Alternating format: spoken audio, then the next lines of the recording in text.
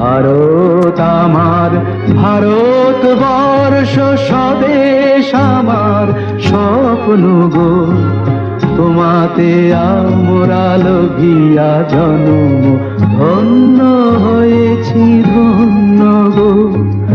ভারত আমার, ভারতবর্ষ স্বদেশ আমার স্বপ্ন গো, তোমাতে আমরা লোভিয়া জন্ম ধন্য হয়েছি ধন্য গো।